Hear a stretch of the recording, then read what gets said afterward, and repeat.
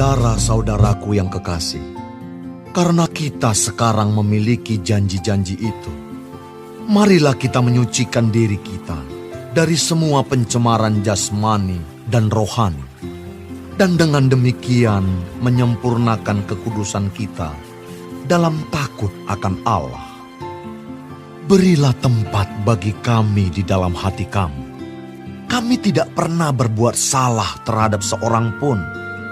Tidak seorang pun yang kami rugikan, dan tidak dari seorang pun kami cari untung. Aku berkata demikian, bukan untuk menjatuhkan hukuman atas kamu, sebab tadi telah aku katakan bahwa kamu telah beroleh tempat di dalam hati kami, sehingga kita sehidup semati. Aku sangat berterus terang terhadap kamu, tetapi aku juga sangat memegahkan kamu. Dalam segala penderitaan kami, aku sangat terhibur, dan sukacitaku melimpah-limpah.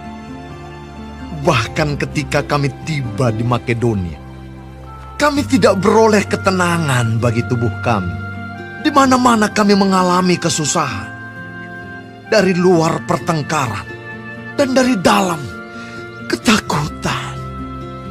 Tetapi Allah yang menghiburkan orang yang rendah hati telah menghiburkan kami dengan kedatangan Titus. Bukan hanya oleh kedatangannya saja, tetapi juga oleh penghiburan yang dinikmatinya di tengah-tengah kamu. Karena ia telah memberitahukan kepada kami tentang kerinduan, keluhan, kesungguhanmu untuk membela aku, sehingga makin bertambahlah sukacitaku. Jadi meskipun aku telah menyedihkan hatimu dengan suratku itu, namun aku tidak menyesalkannya. Memang pernah aku menyesalkannya, karena aku lihat bahwa surat itu menyedihkan hatimu, kendati pun untuk seketika saja lamanya. Namun sekarang aku bersuka cita, bukan karena kamu telah berduka cita, melainkan karena duka citamu membuat kamu bertobat. Sebab duka citamu itu adalah menurut kehendak Allah, sehingga kamu sedikit pun tidak dirugikan oleh karena kami. Sebab duka citamu menurut kehendak Allah menghasilkan pertobatan yang membawa keselamatan dan yang tidak akan disesalkan. Tetapi duka cita yang dari dunia ini menghasilkan kematian. Sebab perhatikanlah betapa justru duka cita yang menurut kehendak Allah itu mengerjakan pada kamu kesungguhan yang besar, bahkan pembelaan diri, kejengkelan, ketakutan, kerinduan, kegiatan, penghukuman. Di dalam semuanya itu kamu telah membuktikan bahwa kamu tidak bersalah di dalam perkara itu.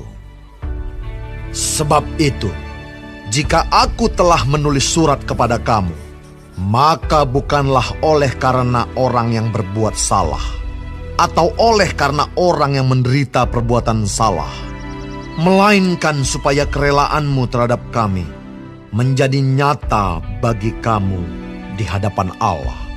Sebab itulah kami menjadi terhibur. Dan selain penghiburan yang kami peroleh itu, kami lebih lagi bersuka cita oleh karena sukacita Titus, sebab kamu semua menyegarkan hatinya. Aku memegahkan kamu kepadanya, dan kamu tidak mengecewakan aku. Kami senantiasa mengatakan apa yang benar kepada kamu. Demikian juga kemegahan kami di hadapan Titus sudah ternyata benar. Dan kasihnya bertambah besar terhadap kamu apabila ia mengingat ketaatan kamu semua. Bagaimana kamu menyambut kedatangannya dengan takut dan gentar. Aku bersuka cita, sebab aku dapat menaruh kepercayaan kepada kamu dalam segala hal.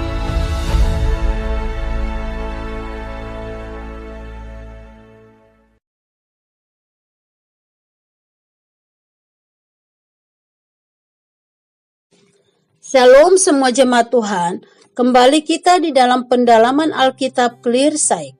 Sekarang kita sudah memasuki kitab 2 Korintus 7. Tuhan Yesus memberkati.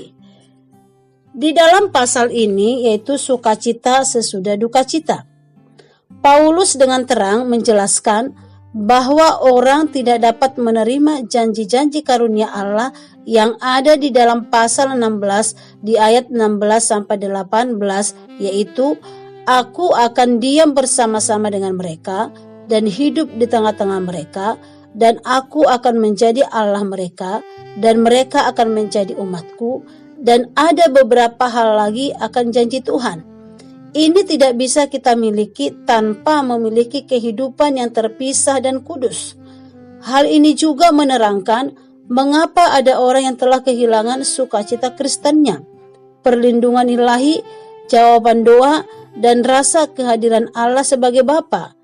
Ini disebabkan karena berkompromi dengan dunia ini. Kompromi dengan dunia ini berarti kehilangan kehadiran dan janji Allah. Orang percaya harus memutuskan hubungan sama sekali dengan segala bentuk kompromi yang tidak saleh dan menolak keinginan tubuh untuk tidak berbuat dosa. Kita harus mematikan perbuatan kita yang berdosa dan menjauhkan diri darinya.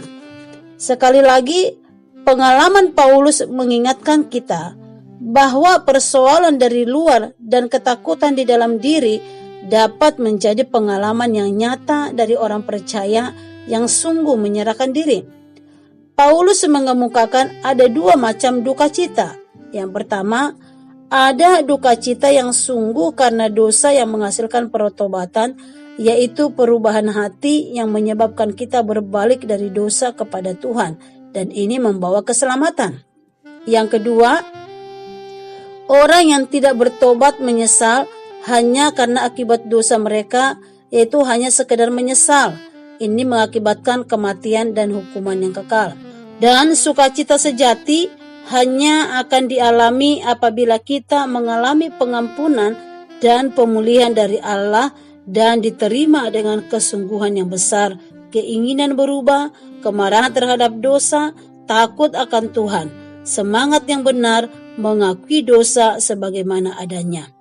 Kasih yang benar itu tidak membiarkan orang di dalam dosa, tetapi menegur, menasehati, dan menyatakan kesalahannya, serta membimbingnya dengan kuasa ilahi.